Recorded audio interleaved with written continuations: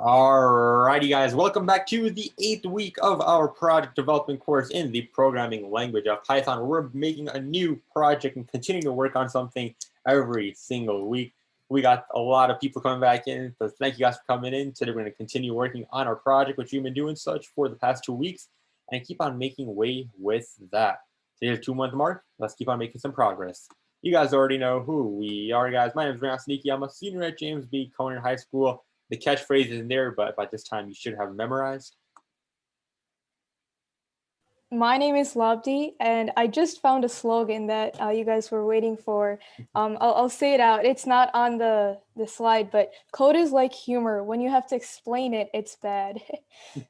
There we go. Second that, yep, that is very true. And you guys will learn that slowly, surely as well. All right, and I do think we are all good. Last week we had a bunch of new people, but this week I think we are all good to go. Yeah. All right, so let's keep on making some way, guys, with our project, which we've been working on for the past 2 weeks, that being the Tic-Tac-Toe project with the Tkinter module. Last week we took a bunch of time to explain, talking about 2D arrays. We talked about our setup with Tkinter, and today we're going to keep on making our way with that. All right, so just to recap, how about we ask you guys, what is tic-tac-toe? Just give us a simple explanation. We all know it, but who can give us a brief sentence explanation of what tic-tac-toe is? And If I had my way, I would put tic-tacs on my toe. Oh my God. No, like the literal version.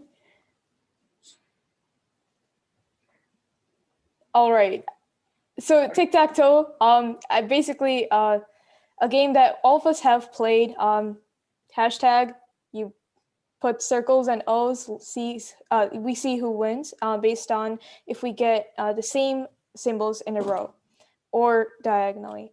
And specifically, we're going to make tic-tac-toe, as we all know, in Python using Tkinter. Tkinter is a graphical library in Python that lets us make cool graphics like buttons, images, and animations. Exactly. And speaking of Tkinter, guys, we used Tkinter a bunch last week when we were setting up our actual screen. Although the code was a bit funky, today some code will be a bit more funky as well with the Tkinter creating the buttons. But it's just to make the actual, as Chase, we like to call it, the what? Starts with a G. Game. Second letter is a U. GUI. Yes, the GUI. Alrighty, and for today's goal, guys, we're going to keep on working on our project, but specifically today, we're going to create the function which is going to handle the actual clicking. What happens when a user places an X or a circle in a certain spot on the 2x2 array, right? And also, speaking of our 2D arrays, we're going to recap them, make sure we understand what is happening, so that way we can start making the function which is going to be responsible for checking who has won and all the different scenarios which can occur. If you think about it, there's many different ways somebody can win in a regular 3x3 game of tic-tac-toe. But first, let's do a little bit of a review of something that you guys learned last week. So we're going to, let's jump into, okay. Oh, sorry. I think my computer just crashed for some reason. Okay, I'm back. Everyone can hear me, right? Yeah. We could hear you. Okay. Okay. I don't know, something happened, but let's divide up ourselves into breakout rooms and talk about what 2D arrays are. One moment. I'll break out of it too. Get it? It's pretty bad. Breakout rooms. We're supposed to break out of them. All right, the rooms are open, guys. Let's go there. Tell your partners what do you guys remember from last week about 2D arrays. We'll come back, recap, and then we'll see how to apply them today. Yep.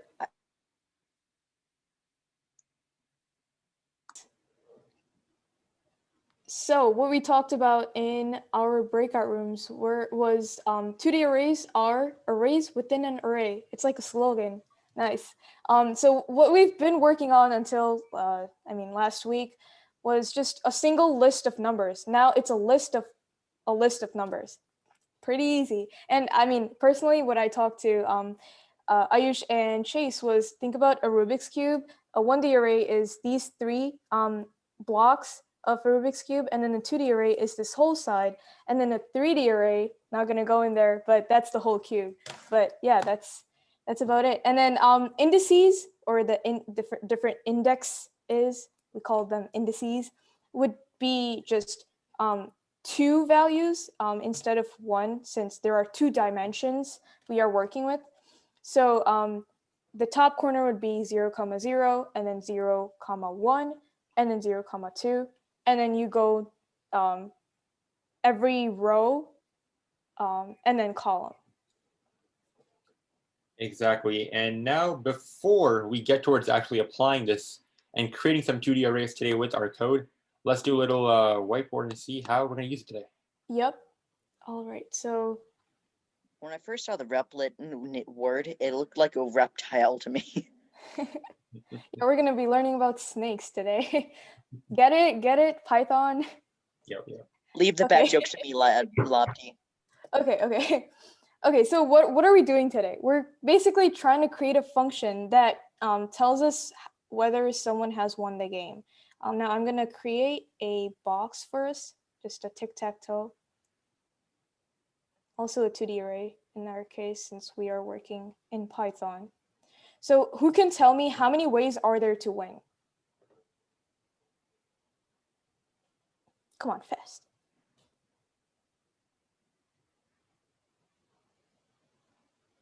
Five. Are you sure? Okay, 8. Yeah, there we go. So here, let's just try this. So 1, 2, 3, and then 3 horizontal, and then 2 diagonal. And in order to calculate, or I'd say find out whether someone has won the game, we need to add in conditionals. So we just need to check every row, or every row. So this is a row, every column, and then whether the 2 diagonals are the same. And how we're going to do that, I'm just going to pseudo code this. So pseudo code basically means not type actual code, but just type the logic that we are going to use when coding. So we're going to check. It sounds like a martial art. Yeah. So what we're going to check is if, let's take the rows first. So let's see. If row 1, so pseudocode is if every value in row 1 is the same, and then do this here. Copy that. Or if every value in row 2 is the same, or if every value in row 3 is the same. Pretty easy, simple, right? Yes, it is simple. So that checks what? That checks these things. Let's take a look. So row 1, row 2, row 3. Now we got to do the same thing, but with columns. So we're going to do, let's just copy this. Oh, we can't. Whatever.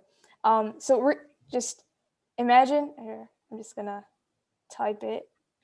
I think if you double click it, you can, whatchamacallit it. Not happening for me. Yeah, I think you can do that, yeah. Yeah. So if every value in column 2 or 1 is the same, and basically copy and paste that for every column. And how many columns are there? 3. Yes, perfect. So column 2, or if every value in column 3 is the same. Now, what is left? So we checked the rows. Let's see.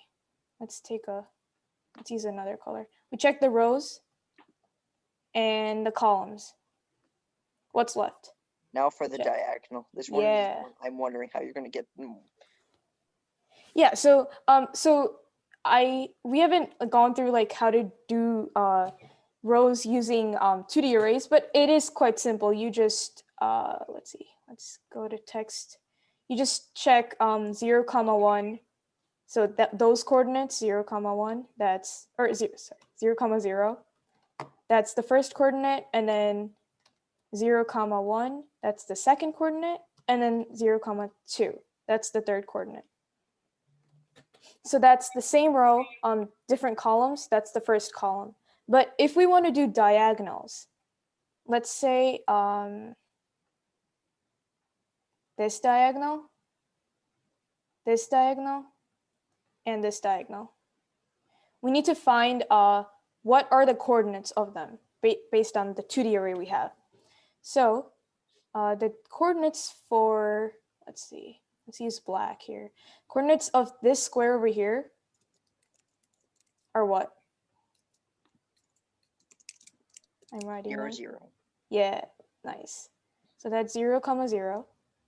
Now, what about this square over here? Is it 1, 1? Yeah, nice. Okay. And then what about this final square? Oops, I need this final square over here.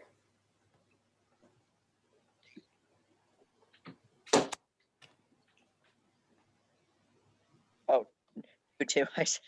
Nice, okay. Yeah, it follows the same pattern. So 0, 0, 1, 1, 2, 2.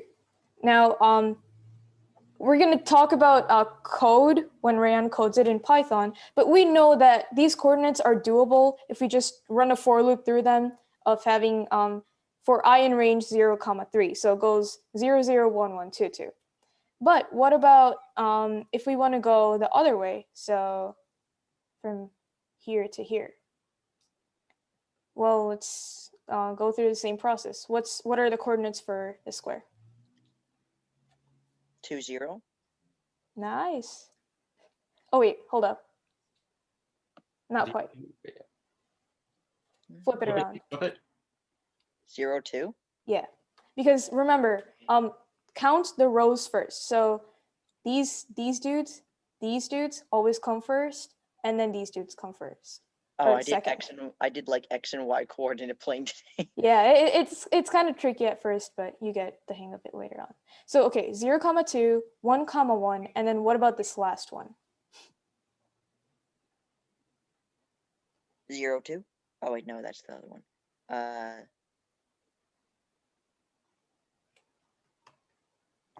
0, 0. Close, but not quite. But yeah, 2, 0. So we go to the rows first. So this is 0, 1, 2. So that's 2 over here. And then it's the first column. So the index is 0 for columns. Simple. So now finally, after checking the rows and then the columns, we finally check whether these two diagonals have the same value. And that's about it. I'm just going to type that in here. So if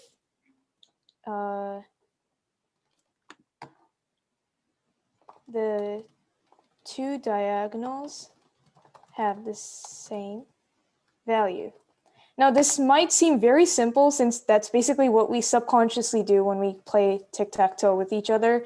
But trying to code this with Python really, it wants us to, the process, we need to be able to, look through like how do we actually decide who is the winner very simply, because again, computers are dumb. We need to show them like the minute details of, oh yeah, you got to check every single square. They can't be like, they look at the tic-tac-toe board and then just figure out who's the winner. But yeah. We are the mastermind. Yep, definitely. Reference to our past project, but nice there, Chase. But yeah, so these are the three ways to find a winner. Now, what happens if neither of these three ways these three conditionals are true? Error, cannot compute. Close, but not quite. So if no one has won and all of the values on the board, they're filled in. Let's fill them in really quick. So all of them are filled in, then what is the outcome of the game? So if no one has won and then all of the values are filled in, it's a tie, right? Or we could have it just declare a random winner, make an array, and have that be like the random. It has to pick one or the other. Not quite. Yeah, but yeah. So once we compare or run through these three conditionals, if it still hasn't turned these three conditionals into a true output, then it's a tie, and that's what we put in as our last conditional. So this was the explanation of what we're going to do today based on our button click and the function that we will be running every time we check if there is a winner. So I will stop my screen sharing. Alrighty now, guys, let's hop on towards our replit. The link will be in the chat per the usual. If you want to hop on, follow along. First one, come on. And here we go. Wait, can't you just invite us? That would be cool. I've never seen like an invite Yeah, on Replit. I think we can here. Yeah, because you can do that. Like you can invite us. Yeah. All right, you guys should be coming in. So guys, remember last week we just got started off with our basic Tic-Tac-Toe. We created the actual wait, was that my mouse? Oh wait, whose mouse is that? Oh, can I see other people's mouses when they're? I think so. Yeah, that's pretty so cool. cool. Yeah, that's pretty neat. All right, yeah. So the reason why this graphical interface is right here is because of us using Tic-Tac-Toe last week. Last week, we got started off by talking about Tic-Tac-Toe. We created the actual board. We created some of the buttons which are available to be clicked, but right now nothing happens because they're broken. There's no function linked to them. And also that was pretty much it, I believe. Aside from that, we added some nice details like the title for our game. But this week, we're gonna get started off by making stuff happen. When the user clicks a button, something should happen. Some color should change, and then also working on the checking if anybody has won the game function. So first things first, what we're gonna get started off with is assigning some colors for our moves, which the user can make. So today, what I'm going to be using is something called a dictionary. A dictionary is something which we've gone over the past as well. We have a sort of like an array where we have one value, and then that value is linked to a second value. And just like an array, we can access that value from wherever we would like. So today, how I'm going to use this is going to say that the circle marker, the circle character, whoever uses it, is going to have a certain color linked to it. So we can do whatever color we'd like. Say we want to do like red. It's going to be linked to red. And then the X mark is going to be linked to the blue color. So this is going to be when the user clicks, there's some differentiation when the click is made so we can tell whose move is who. Now also, I think for the start of our game, which we also got to remember to add, is who's going to go first when the game starts. And the way we're going to determine that is using our random module, which we've used in the past as well. Remember how random has a function which we can actually use, which makes our lives easier. We can choose from an array which has two values present. Now, in order to do that, guys, we got to first make our array of the possible moves. So I'm just going to say possible moves, and set that equal to an array of the circle marker and then the X mark. So once we have that, now we don't have to say that the initial move is going to be the circle or an X. We can do a random. So anybody remember what the code was? It was random dot Rand range. That was what we used to generate a random number. That's a good idea, Chase, for Mastermind. But today we're going to use something which is a pretty cool Python built-in function called choice. It makes a random choice with an equal probability of choosing either of the elements from our array, like that. So this is just some stuff happening before the start of the game right there. Now this will either choose a circle marker or an X marker, depending on whichever move it lands on. Sometimes it'll be X, sometimes it'll be circle. All right, so with those two ideas out of the way, now we can get started working on our clicking function. What actually happens when somebody clicks the screen? So right now, if I run this again, we'll see we're gonna get an error. There we go, because we have not made a click function. So let's go ahead and do that right now. So we are calling this click function right here. You guys can see from this, we're passing in two things. Anybody want to remind us what are these things called? Two variables?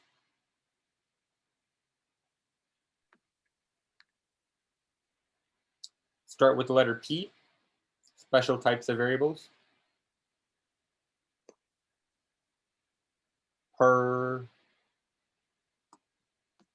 Perimeter or no?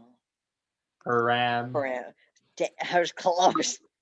Yep, so there are parameters. So what we're going to do is link this function and say this function will be called whenever a user clicks on the screen. So what we're going to do looks like we already have two parameters, the row and the column. So I'm going to say row and column are going to be the two variables which we are going to be able to access once our function is being called on, like such. And now there's going to come a bit of some funky code again when dealing with Tic-Tac-Toe because of the clicking. So let's just get that out of the way right now. I'm just going to copy this line for line. You know, once again, this code is not as crucial as checking the game who wins function, but we can still just follow along. So what we're going to do is reference our button array, which we have like above there. Say the button array at the specific row and column. And now what we're going to do right here is when a user clicks on one of the squares, we have to acknowledge that they've placed something there. And the way we're going to do that is changing certain things about the button array. So let's go ahead and do that now. So what we're going to say is some different code. So we're going to do dot config. The text is going to be equal to whoever is currently making the move, so current move. The state is going to be disabled, so that nobody can click on that same square once again. That's going to prevent cheating and any mishaps happening that way. And then one last parameter, which we're going to pass in, is called disabled foreground.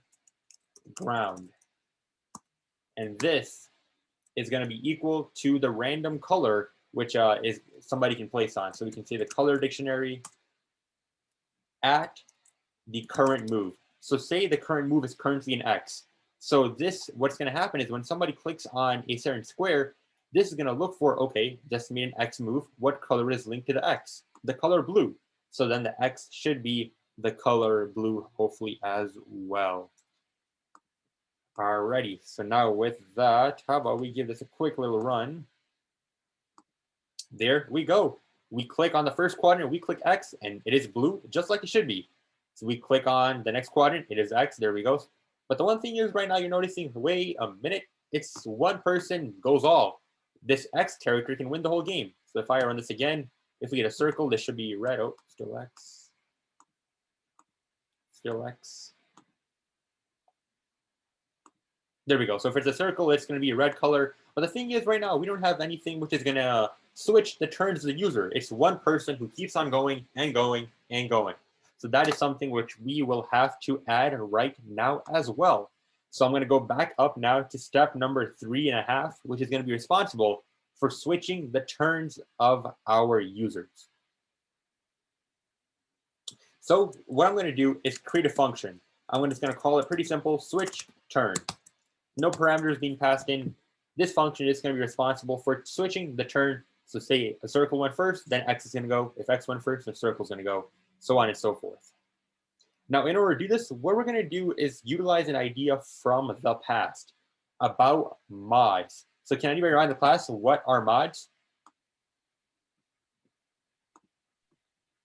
Doesn't mod stand for like modular or something? Yes, exactly. So remember how we had, if we had, say, like 5 mod 2, anybody remember what that was?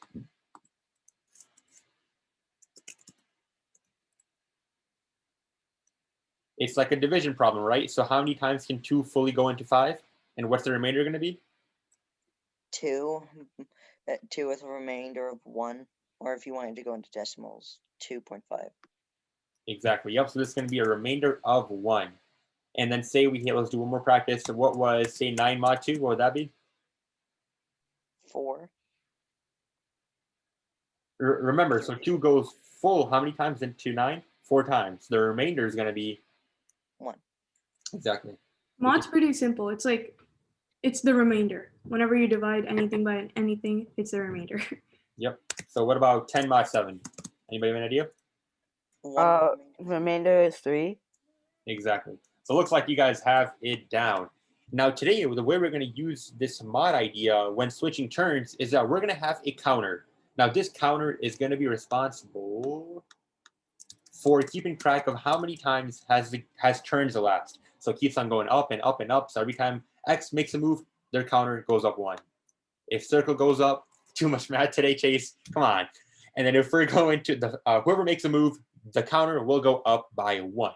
Now, anybody? This is a bit of a more difficult question, and I'm not expecting a perfect response. But does anybody have an idea when I'm increasing the counter by 1? So say me and Labdi are playing. I go once, the counter value is 1. Labdi goes, the counter's value is 2. I go now, counter value is 3. Notice how it's going up by 1 every time me and her make a move. Anybody have an idea? What can we mod the counter by?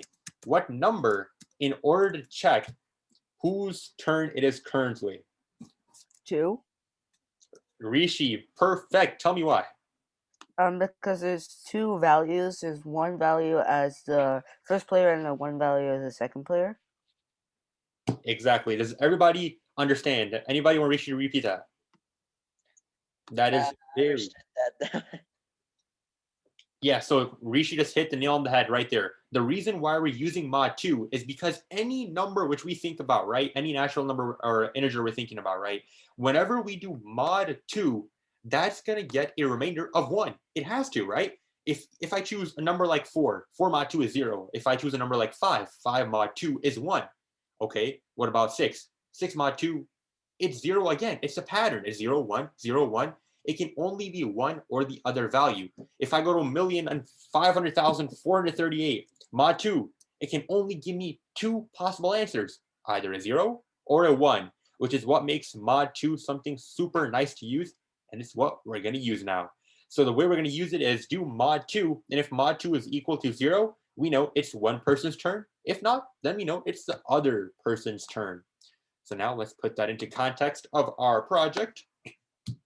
And firstly, before we can even do the mod, we got to make a counter variable. So what I'm going to do is we can just go back to the top, make a variable called counter, set that equal to 0. And now what we're going to do is go to our click function. We can go down a bit, and we're going to increment the value of counter by 1. So counter is increased by 1 every time somebody makes a move.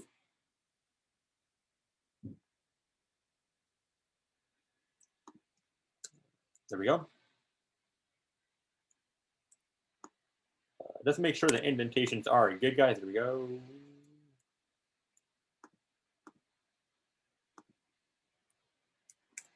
It's the def before it that's giving it the error. You don't have anything in def switch turn. Oh, yeah. Okay. That's fine. All right. We'll get to that in just a moment. And here we go. So now we got the counter working. It's going to go up every time me and my partner make a move now. Now what we're going to do is do what we just discussed. Do the modulus statement. And the way we're going to do that is using an if-else statement.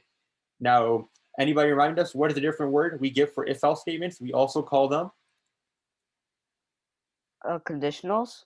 Yes, sir. Conditionals, they are called. So we can do it is say if the counter mod 2 is equal to 0, that tells me that the current move, we can say the current move is going to be for X. And then else it'll be the current move will be for circle.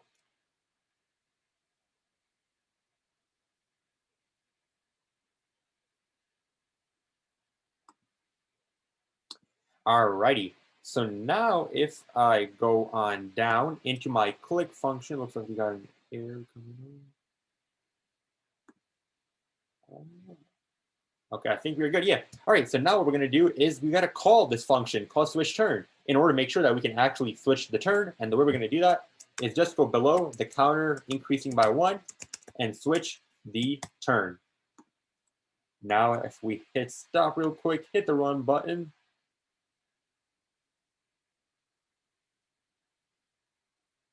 There we go. First person goes. Okay. First person set. We get an error. Perfect. It's saying local variable counter referenced before assignment. We're calling counter before, it seems like. So this may be occurring because counter. Oh, we got some errors before. Oh, it's okay. So maybe occurring, I believe, because counter is a global variable. Where did counter just go? Oh, there it is. Okay. So what I believe we have to do now is say that we're referencing a global variable. Remember how global variable, guys, are variables which can be accessed anywhere in our program, and a local variable is one which is only available inside of our function. So let's see if that makes the difference if we're going to declare we're using a global variable. Hit run. Circle go. Looks like we are still not switching our terms. It's Replit. It's trying to make sure we don't get the project done. That is a bit weird. Okay, let's run. Let's make sure that this function is being called. So let's do a little print statement right here that this function is being called. And then we'll say in our switch term statement, we can say print move before if statement. We can print out what the move is. And then we can just copy and paste this after to see if there's an actual change occurring. This is real-time debugging, guys. Yep, involved in every project you're gonna get used to, right? So here we go. Let's hit run. Let's see what's being printed out. Like I said, we did too well in Mastermind. There's Now an it's error done. in current move. There's an error in current move. Right here, in def switch turn. Oh, I believe yes. Looks like. How about we give one more try and make sure that we are referencing the global variable. I thought Replit usually was not that picky for that, but it might be, I guess. So let's hit run now. We did too well in Mastermind. Now we can't do well on Tic-Tac-Toe. Let it run.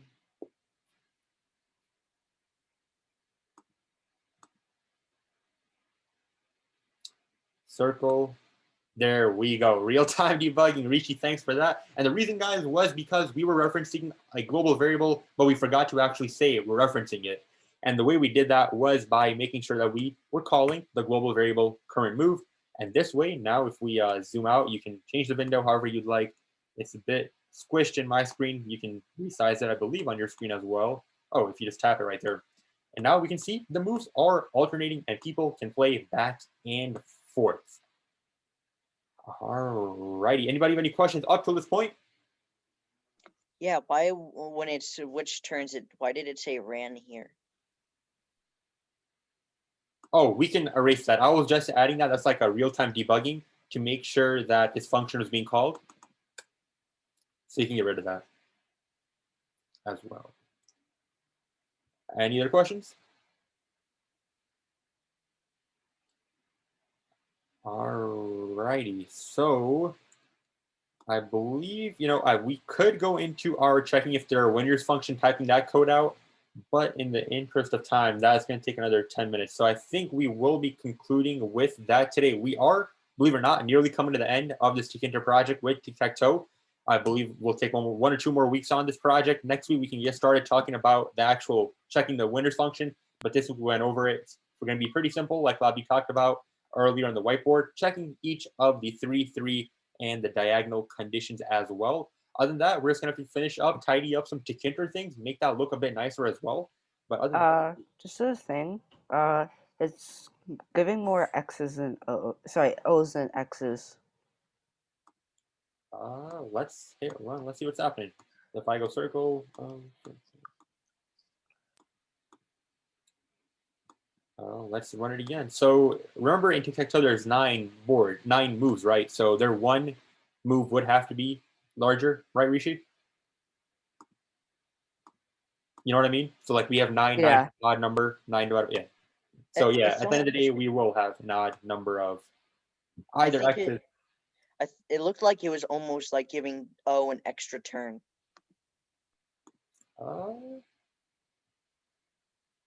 Oh, actually, wait. It is. It is. Yeah, you bring up a good point. Actually, that is very true. Because if you think about it, what's the case when that can happen?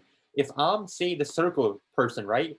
And if circle is the first person to go, then I'm gonna, if it's mod 1, so if I'm circle and I'm going first, right? Counter is gonna be at 1, but 1 mod 2 is what? 0. 1 mod 2 is, there's a remainder of 1 because Yeah, years 1. ago, yep. So if it's a remainder of 1, we're automatically going to this else statement of it's going to be circle. So what we can do in order to fix this, I think if we just swap these, we should be good. I think that's gonna give the error of like giving it to X. Yeah. No, you can just switch to like who goes first. Or what we could do is predetermine who's going to go first as well.